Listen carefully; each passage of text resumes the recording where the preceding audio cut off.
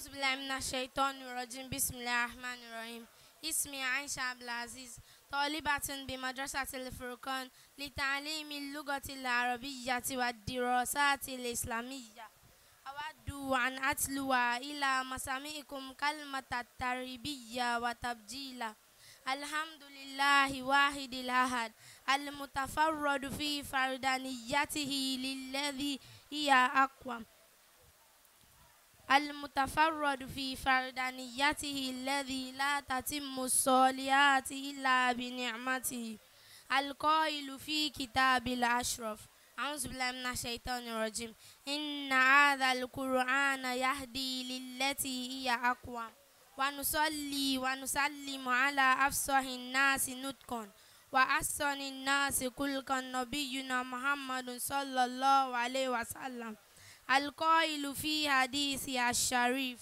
تركت فيكم أمرين لن تضلوا ما إن تمسكتم بهما كتاب الله وسنة نبيه أما بعد أصحاب الفضيلة من المسلمين والمسلمات المؤمنين والمؤمنات الجالسين والقائمين أدعو الكون بمجيئكم والدنيا ابتسمت بلقائكم السعادة تغمرنا وزادت أفلاتنا تشريفا بقدومكم مرحبا بأهل الكرم والجود فلو علم الدار من جاء ليزور على قامت تقبل موضوع أقدامكم مرحبا أيها الضيوف العزيزة مرحبا بكم شوق لا نعلم كيف نشكركم لحضوركم حفلتنا السعيدة نقدم أطيب تقدير وتبجيل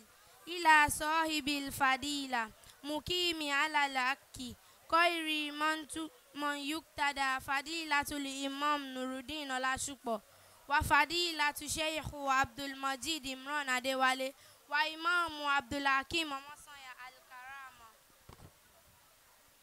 ونسيان عن ذكر أبينا الكريم عبد الوكيل عاشر مؤسس مدرستنا العزيزة قطر عظيم أنتم لنا شوف عظيم ومثل عظيم كل ما في كوني تريب بأبينا العاجل العابدين أبي بلا بلاجي صاحب الكراسي وكل شيء يبتسم عن وجود أمنا الكريمة الحاجة سويبة أدملا وهلاجة قدرة بجمع ومتايو كل عبارات تريب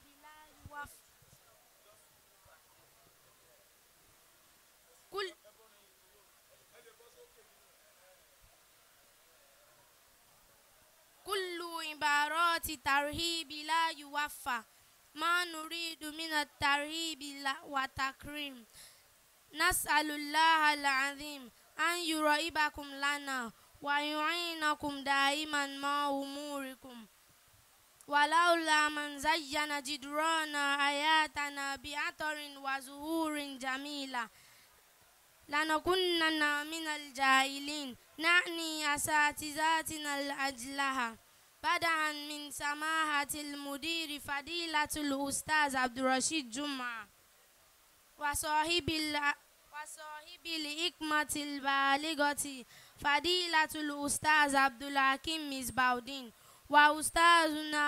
وأستاذنا الوقور عثمان بن موسى نسأل الله تعالى أن يجزيكم جزاء الأوفى بكل لسان بل بكل جوارح نقول لكم أهلا وسهلا ومرحبا بكم السلام عليكم ورحمة الله وبركاته.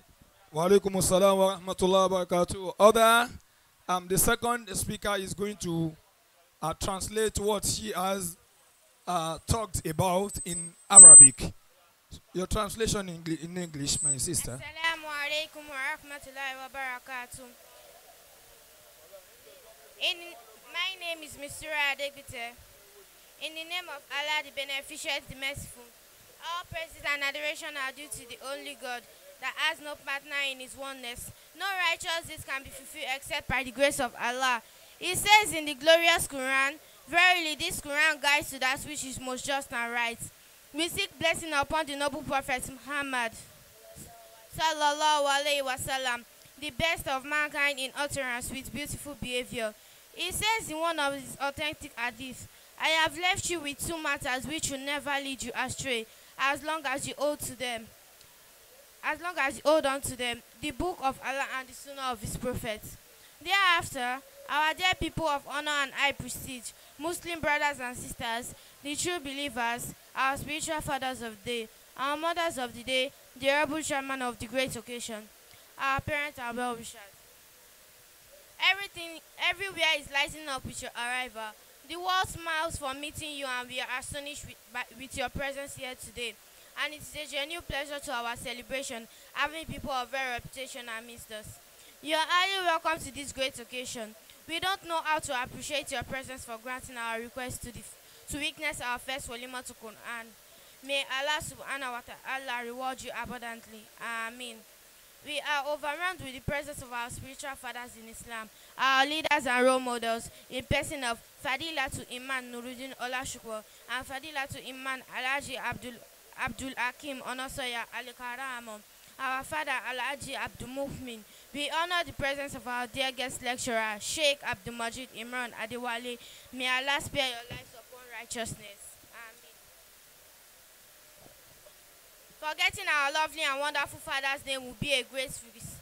In person of Alhaji Abdul-Wakil Ashur, the proprietor and father of AL-FURQAAN Citadel of Knowledge. He is indeed a father, mentor, confident and compassionate person.